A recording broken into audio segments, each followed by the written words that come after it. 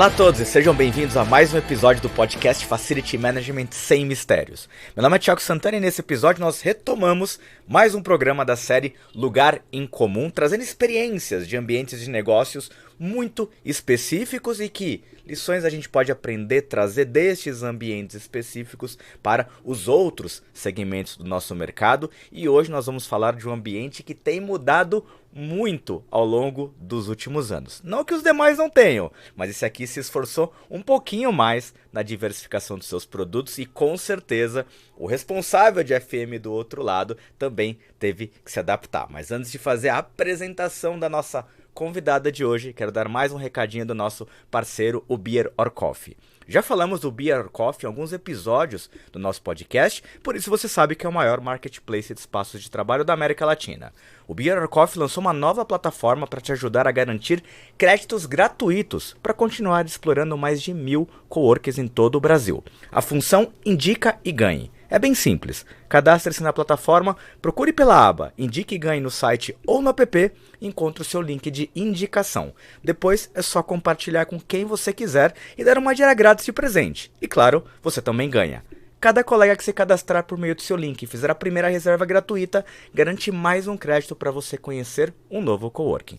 Cadastre-se, garante sua diária grátis, compartilhe o seu link de indicação e continue a ganhar os créditos gratuitamente. Acesse www.beerorcoffee.com ou confira aqui no link da descrição do nosso programa. Muito bem, então para falar desse programa Lugar em Comum, eu tenho o prazer de receber Sabrina Espinosa. Sabrina que é Head de Real Estate Facilities e um montão de coisa que ela vai contar para nós do Mercado Livre. Sabrina, seja bem-vinda ao nosso podcast. Olá, obrigada, Thiago, pelo convite. Um prazer estar aqui com você hoje. Prazer é todo nosso e a gente que fala muito de estratégia, de como o FM precisa estar atento às mudanças organizacionais. Eu acho que a gente tem um campo gigantesco de bate-papo. Sabrina, para a gente começar, se apresenta, fala um pouquinho sobre você e principalmente da sua história dentro do Mercado Livre até chegar na posição que você ocupa hoje.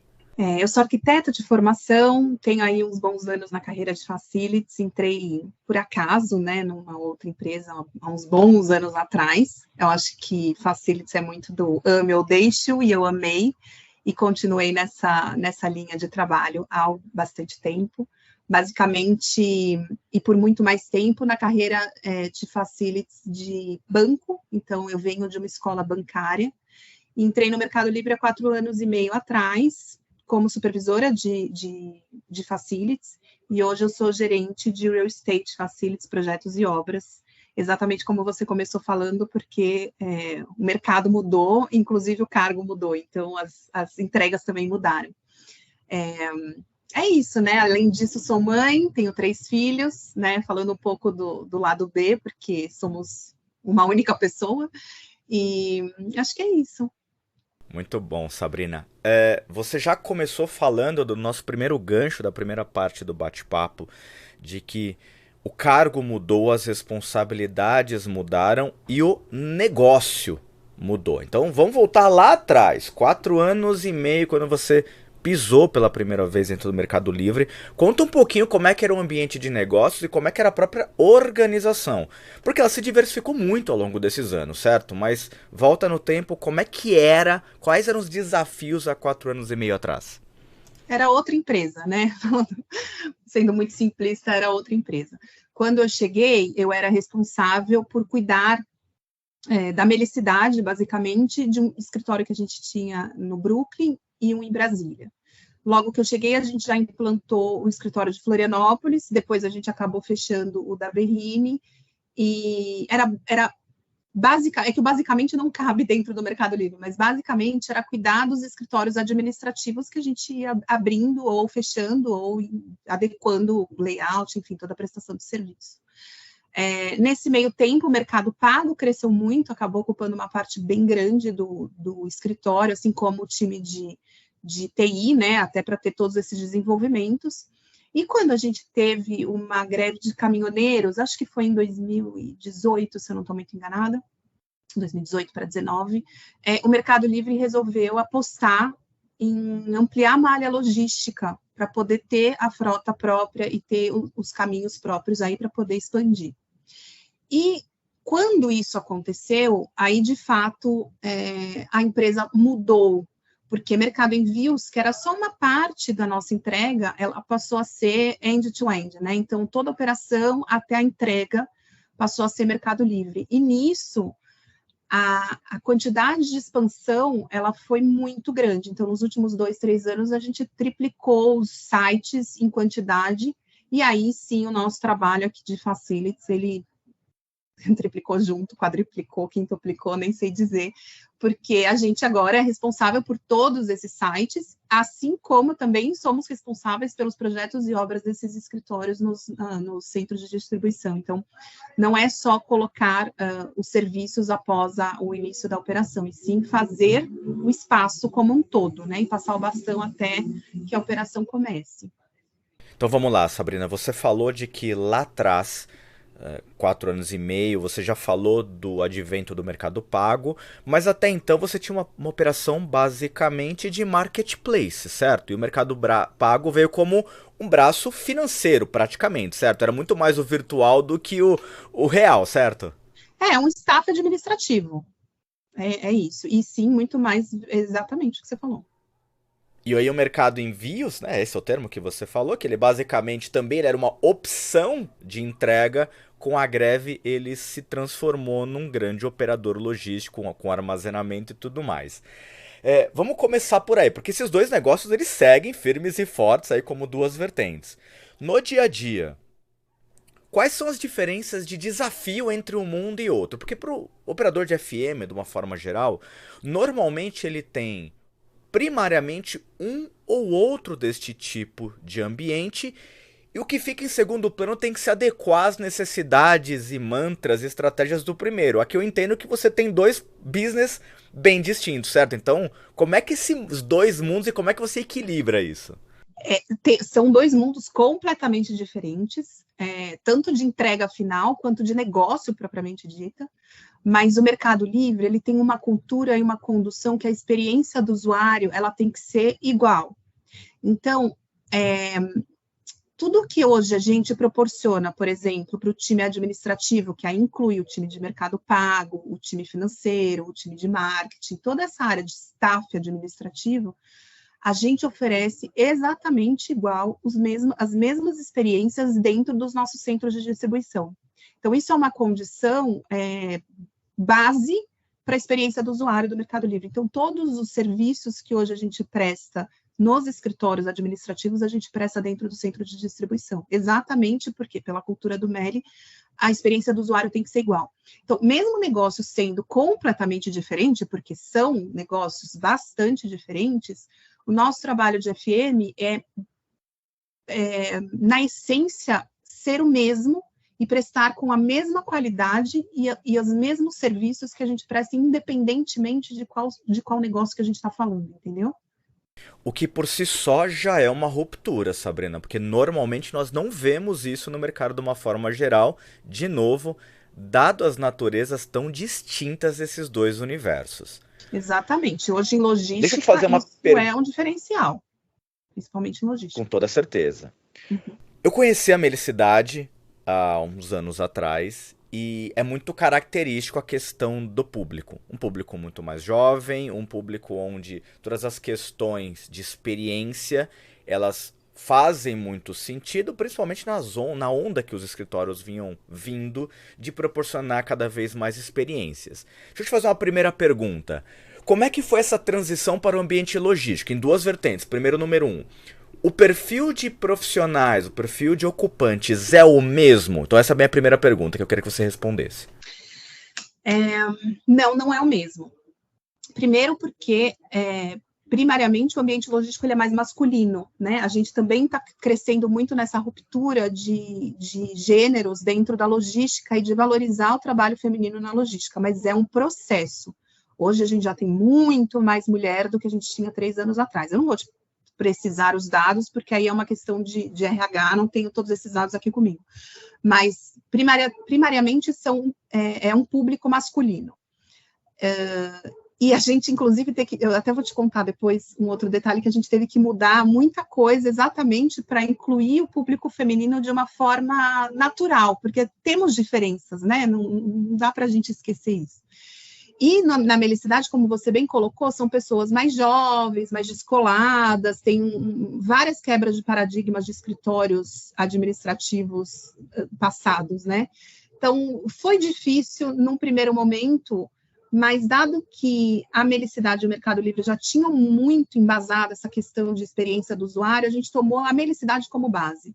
Então, tudo que a gente proporcionava na Melicidade, em Florianópolis, e até em CXland, que é um escritório só para o time de CX, a gente proporcionou nos outros escritórios logísticos. Então, é bem o que a gente estava falando lá antes. Isso foi uma um mega plus, vai dizer assim, no mercado de logística. Hoje, os escritórios do Mercado Livre realmente são diferenciados dentro do mercado de logística. E os benefícios também, assim como a experiência do usuário. E quando você fala da mudança, ou pelo menos da primazia do gênero, eu também imagino que, em relação aos escritórios administrativos, tem uma mudança também na faixa etária dos ocupantes, certo? Sim, tem. Mas isso é engraçado. A faixa etária, ela não influencia tanto, assim, como mudanças físicas ou prestação de serviço. Claro que muda, por exemplo, você pegar uma pessoa muito mais velha e que, eventualmente, não usa a mesa de ping-pong. Então, a área de games, ela não é tão utilizada como na Melicidade.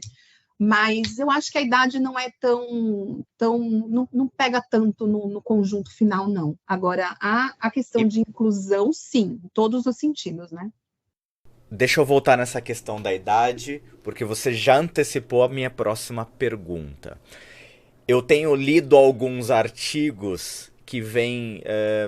eu estou fazendo aspas com a minha mãozinha, tá? Está questionando ou debatendo os aspectos dos serviços, amenities, as salas de descompressão, os ambientes, os espaços de troca, com um viés ou com uma base dizendo o seguinte: olha, muito legal, as empresas se transformaram e criaram todo esse monte de serviços, games, escorregador, experiência, mas pensando demais num público muito mais jovem e por vezes esquecendo o público mais velho.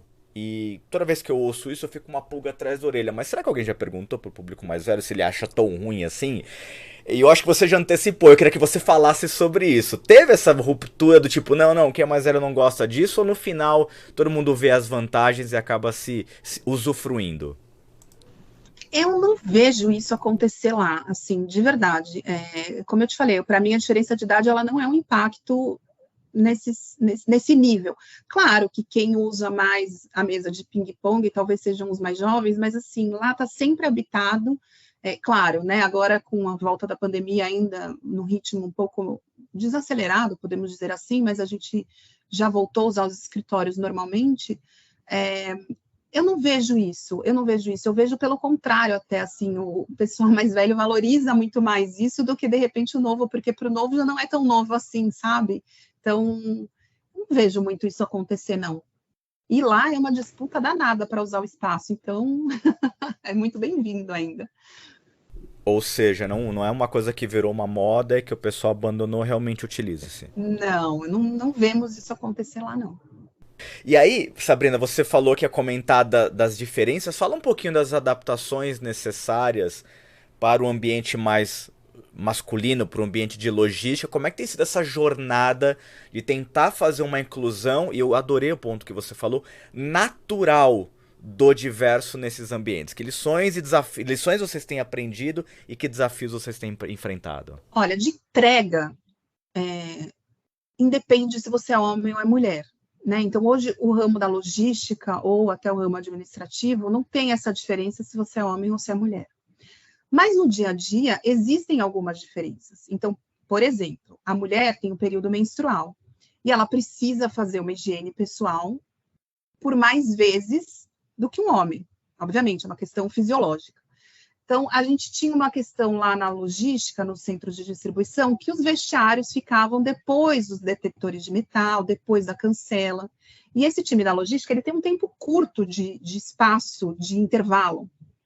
Então, a gente começou a notar que as meninas ficavam incomodadas, porque elas perdiam também, entre aspas, estou fazendo aqui o dedinho, mas o tempo de intervalo delas para ir até o vestiário, porque você não pode entrar no centro de distribuição com os seus bens pessoais, né? Então, ela não podia entrar com uma necessaire, com absorvente, por exemplo. Então, ela perdia o tempo dela indo até o vestiário, pegando os seus itens pessoais, utilizando o vestiário, passando de novo na catraca, passando de novo no detetor de metal, e tudo isso levava o tempo que ela tinha de intervalo, ou quase inteiro. E a gente começou a pensar, poxa, precisamos, como facility aqui, fazer alguma coisa, porque não faz sentido isso que está acontecendo. De fato, esse é um desenho que o homem, para o homem funciona bem, porque ele não passa por isso mensalmente durante vários dias no mês. Então, a gente implantou dentro do banheiro, que aí sim fica na nave, e as pessoas têm acesso, obviamente, não é um vestiário sanitário, a gente implantou um dispenser e a gente forneceu absorventes para essas mulheres. Então, hoje, em todos os sites, elas não precisam mais sair, elas simplesmente vão, não precisam ter os seus bens pessoais, ali, os seus itens pessoais, a sua necessaire, porque a gente provê isso, esse absorvente. Então, ela vai no banheiro, ela faz a sua higiene pessoal e volta a trabalhar como se ela fosse no banheiro normal. E foi uma atitude super simples, mas que teve um impacto incrível, de uma forma muito natural, de abraçar essas mulheres e falarem, olha, a gente pensa em vocês, isso é um detalhe, mas que para quem é mulher e passa por isso, faz toda a diferença. Então, foi um projeto muito legal e de muito sucesso, e muito rápido, e muito barato, e muito fácil de implantar. Excelente. E importante, Sabrina, como que vocês pegaram essas coisas? Como é que é o processo de captura dessas necessidades? É através de canal de colaborador? É através de pesquisas? É alguém que levantou a mão e falou, olha, isso aqui não está funcionando? Como é que é essa dinâmica dentro do Mercado Livre? A gente faz muita pesquisa de satisfação. A gente tem totens, né, nas operações, e a gente deixa sempre muito à vontade a pessoa escrever e ela falar quais são as necessidades dela. Essa, exclusivamente dos absorventes, não, acabou acontecendo assim, tipo, putz, tá ruim, tenho que ir até lá e tal. E a gente ouviu uma, de repente duas, de repente três. Quando a gente viu, falou, bom, tá um burburinho aí que a gente precisa pensar em alguma coisa para resolver.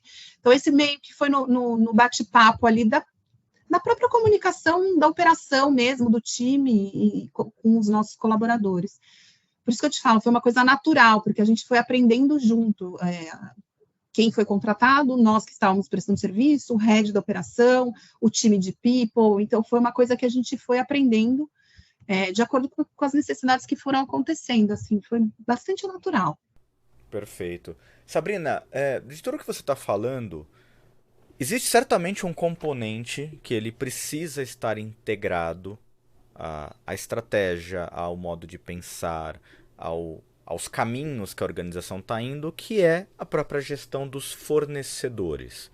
E via de regra, dos prestadores de serviço. E via de regra, que você participa de palestras, bate-papos, mesas redondas aí fora, ainda percebe-se muito fortemente um gap de entendimento de necessidades sobre como o mercado deve responder às necessidades de cada organização. Como é que é isso dentro do Mercado Livre? Como é que está essa jornada e se ela avançou, o que vocês fazem para integrar um pouco mais os seus parceiros de negócio naquilo que é importante para vocês? Porque no final do dia, eles acabam sendo os braços de toda a estratégia, correto? Sem dúvida, eles são os braços, as pernas. A gente é o tocador de bumbo, né? Eu costumo dizer, a gente toca o bumbo para fazer a diretriz, para mandar ou para orientar, mandar jamais, mas orientar qual é a diretriz que eles têm que seguir para que nós entreguemos juntos, né? Isso é uma coisa que eu costumo falar muito. Seja fornecedor ou seja Mercado Livre, a gente é que está prestando serviço para o cliente interno, independe de qual cadeira que a gente está. Eu acho que a gente trabalha muito com essa coisa de ir junto, de remar na mesma direção. A comunicação é muito fluida, a gente tem esse princípio de trazer o fornecedor para perto, para que ele entenda quais são as nossas necessidades e sempre deixar muito claro quais são as prioridades, porque dentro do Mercado Livre, eu imagino que não seja muito diferente em outras empresas de tecnologia ou de logística, as prioridades elas mudam muito rápido. Então, você está indo com o barco para a direita, de repente, não, para e vamos para a esquerda, para, vamos voltar para a direita. Então, essas coisas acontecem de reorientação, de até uma resiliência, eu diria. Então, eu acho que a base de fazer funcionar é a comunicação. Tem que ser muito fluida e tem que ser muito on time. Assim, você não pode perder tempo. Não, deixa que daqui uma semana eu vou avisar que a gente vai virar para a direita e pode ser tarde. Então, tem que ser uma coisa muito on time, assim. Eu não sei se eu respondi a sua pergunta.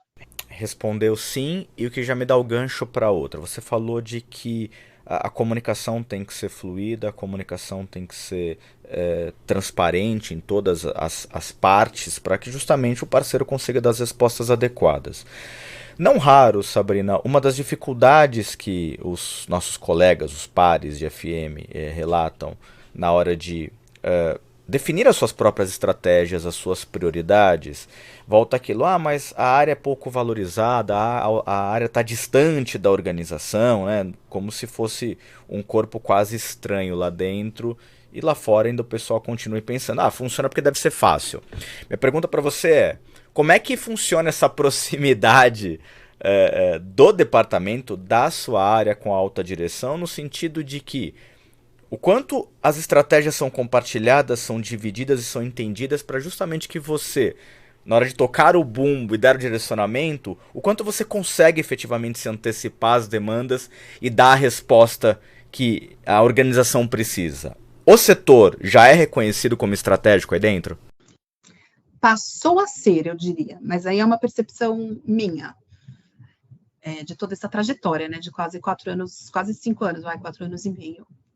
Eu acho que a gente também tem que galgar o nosso espaço dentro da companhia. Então, ser um facility simplesmente de cuidar da prestação de serviço, tem muitas vezes que a gente se coloca nesse lugar. Então, acho importante a gente se desafiar como FM nesse ponto. E, para mim, a chave, a grande virada foi a pandemia. A gente passou de ser 100% backstage, para quem se via assim, né? Eu sempre fui muito de valorizar absolutamente qualquer trabalho, por menor que ele seja, porque no nosso trabalho, o menor é muito impactante. Então, você ficar, por exemplo, sem papel higiênico, que uma pessoa fala, isso é mínimo. Você para um escritório, você para uma operação, né? Então, assim, o mínimo é muito importante.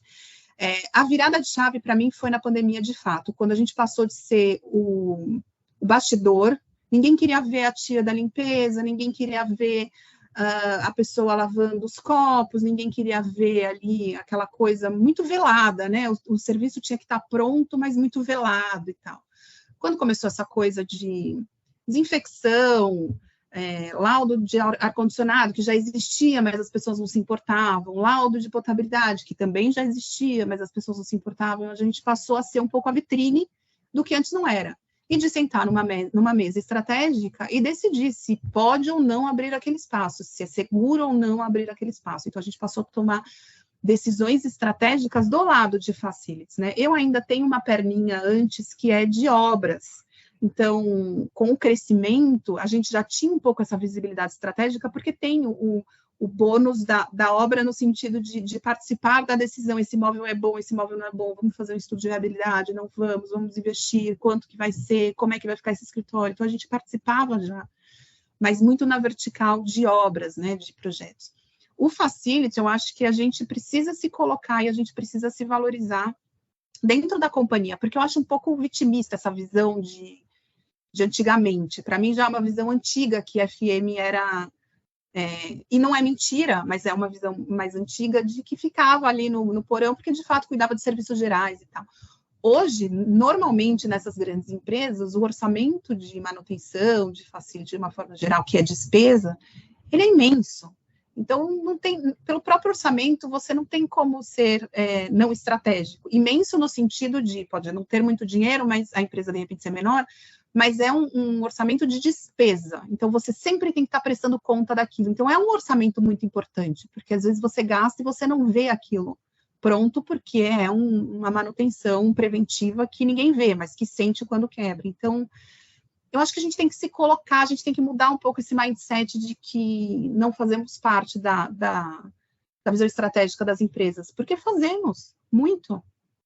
E importante isso que você falou de que ele mudou, ele foi percebido e que a pandemia acelerou isso, e em muitos lugares isso também aconteceu, mas certamente só se beneficiou isso quem já tinha processos mais bem organizados, quem tinha uma estrutura de negócios, de indicadores mais bem montada, porque na hora que foi convidado a sentar na mesa, tinha conteúdo, tinha o que falar, não é mesmo, Sabrina? Ah, sim, foram anos aí, né? Foram grandes meses, longos, exaustos meses, para que também tivesse esse estudo, porque no fim das contas ficou todo mundo no escuro, ninguém sabia o que estava pela frente, o que a gente precisava ter para, por exemplo, entrar numa discussão de abrir um escritório ou não, qual era o melhor produto, qual era, se tinha que ter câmera de temperatura, depois não tinha, se tinha que pôr amônia, se não tinha que pôr amônia, enfim, foram várias discussões. Então, acho que houve também aí um tempo de maturação ao longo desses anos que ficamos fechados, né? E aí todos nós, nesse sentido, de também entender o que a gente precisa medir, por exemplo, numa gestão dessa crise, né? Nessa crise, o que a gente precisa medir? Qual é o KPI que de fato faz sentido? Então, vamos gastar nossa energia nesses indicadores que fazem sentido numa crise e não, de repente, não no beabá, porque a gente só faz, porque tem que fazer. Então, acho que muita coisa foi filtrada, foi aprendida, foi melhorada, e aí por isso que eu digo hoje que a gente é realmente uma área muito estratégica. Sabrina, vou entrar numa discussão semi-polêmica, na verdade eu não acho que é polêmica, mas enfim, discussão ovo ou a galinha. Chamou a atenção que a sua titulação e as suas responsabilidades incluem real estate e facilities, e no seu perfil está nesta ordem. Pergunto para você, como é que é isso aí dentro do Mercado Livre? Tem uma ordem, eles estão em linha?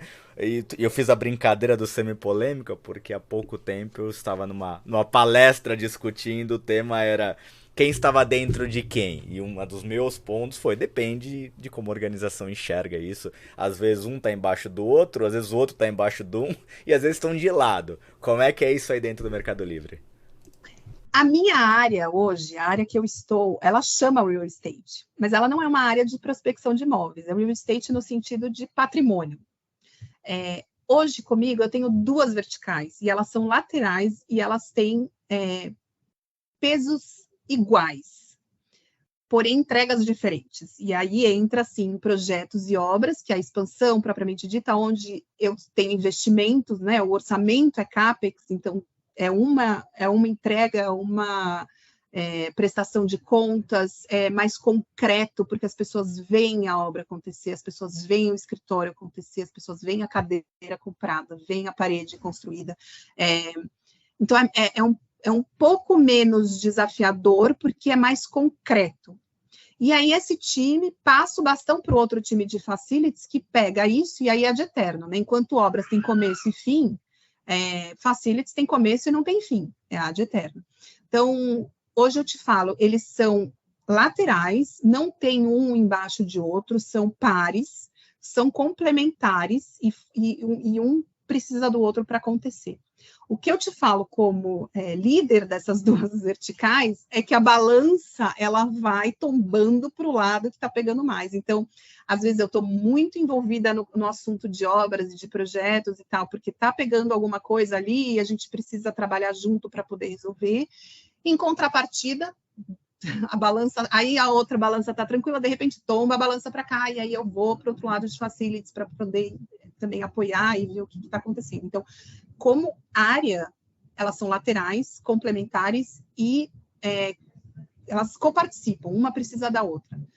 E eu, como profissional, eu fico ali na balança, indo para o lado que a balança cai. E como é que você faz a integração? Porque um dos sonhos de consumo, ou pelo menos dos conceitos estratégicos de ter estas áreas dentro dos mesmos guarda-chuvas ou dentro das mesmas cadeiras de responsabilidade, é que eles possam se retroalimentar continuamente.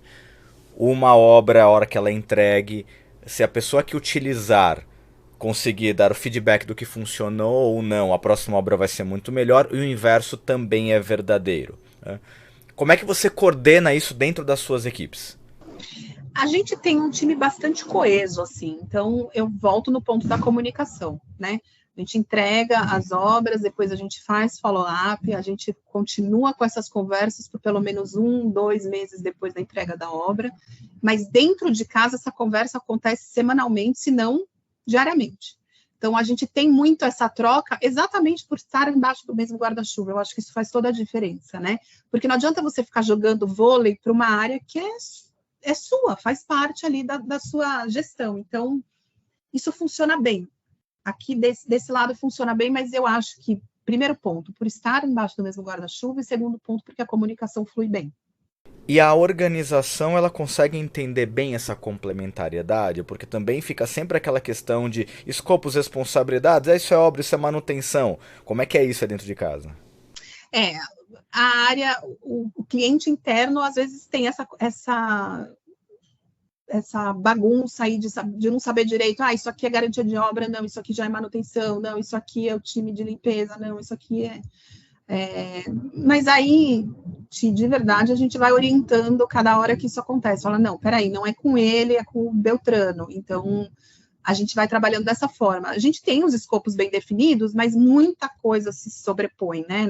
No dia a dia, e a gente bem sabe disso, né? Tem as caixinhas, mas as caixinhas, elas, às vezes, de fato, se sobrepõem e confunde mesmo para quem não é técnico, quem não está no meio. Então, a gente orienta, reorienta, triorienta. Até porque, dependendo das limitações de orçamento, de necessidades de velocidade, o fato de estar dentro da mesma caixa de responsabilidades, às vezes você pode jogar com uma coisa ou outra. Olha, o orçamento estourou, tá bom. Então a gente deixa isso de fora do escopo da obra, depois trabalha isso dentro da manutenção. Eu imagino que você deva trabalhar com esse tipo de coisa, não? Acontece. Acontece sim. No dia a dia acontece isso, ou acontece eventualmente, putz, o projeto não tinha contemplado isso. Enfim, acontece de tudo, né? Mas sim, a gente faz essa troca mais leve dentro de casa. São as dinâmicas. Muito bem, Sabrina. Para a gente começar a encaminhar para o nosso finalzinho do nosso bate-papo.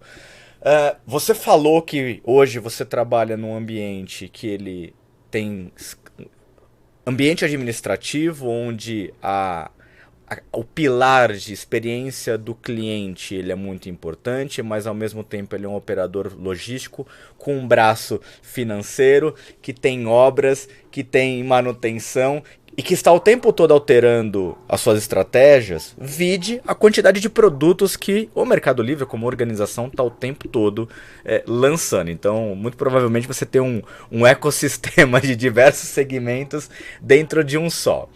Para quem eventualmente está flertando de trabalhar nesse setor, qual é o perrengue fundamental? Qual é aquele tipo de coisa que da sua experiência fala, olha, em outros lugares isso é importante, mas aqui quem vier trabalhar tem que estar preparado para esse tipo de situação que o bicho pega. O que seria isso, Sabrina? Eu posso resumir em uma palavra, flexibilidade. Não flexibilidade de horário, ou de disponibilidade, ou de tempo, não. De flexibilidade de você aceitar que, eventualmente, você está num projeto e que esse projeto vai mudar, ou que você está indo para uma direção e que, eventualmente, essa direção vai mudar.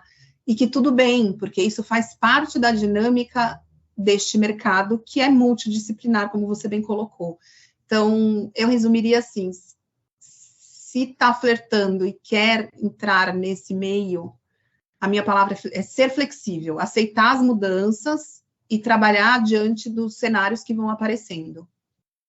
E é bacana você comentar isto, porque isso é uma característica, às vezes, profissional.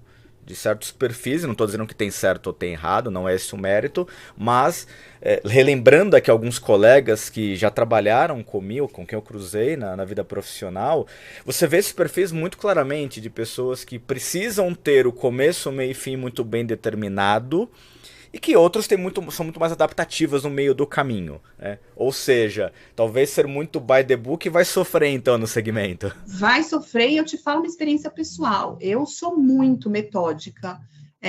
Para mim a coisa tem que estar planejada, mesmo trabalhando com facilities, que a gente sabe que tudo pode acontecer a qualquer momento, mas eu tenho muito essa coisa de estar planejado, de estar alinhado, de estar conduzido e tal. Tinha, né? Até eu entrar no Mercado Livre.